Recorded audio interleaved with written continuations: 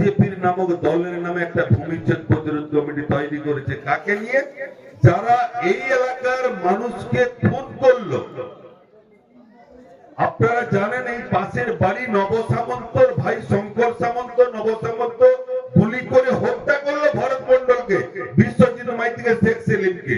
আর সেই নব সামন্ত এবং সিপিএম এর হারমাদরা বিজেপিতে জয়েন করে আজকের এই শহীদ বেদিতে মালা দিতে যাবে। যদি আজকের ভরত মন্ডল বেঁচে থাকতো, পটাশ করে মুখে করে লাত মারতো, ওদেরকে সরিয়ে দিত। এই নির্লজ্জ বেহায়া এই শুভেন্দু অধিকারীর মুখে লাত মারতো, শুভেন্দু অধিকারীর মুখে লাথি মারতো। কারণ যারা খুনি তারা আসবে সেই শহীদদের বেদিতে মালা দিতে।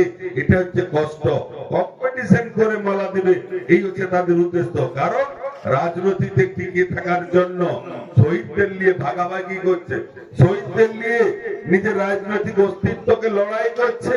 এই হচ্ছে ওদের চরিত্র। তাই আমি যাকে প্রাক্তন করেছি, হারিয়েছি আপনাদের সাহায্যে, তাকে আমি প্রাক্তন করব। আর 26 সালের পরে এদের কোন বাবা এসে এখানে সকালবেলা বক্তৃতা করে আমি সেটাও দেখব। এখানে একটা চোর এসেছিল একটু আগে, তারাচাঁদ বাড়ির চোর, জাহাজ বাড়ি করেছে, অসংখ্য বউ, সকালবেলা অনেক গালাগালি করে গেছে।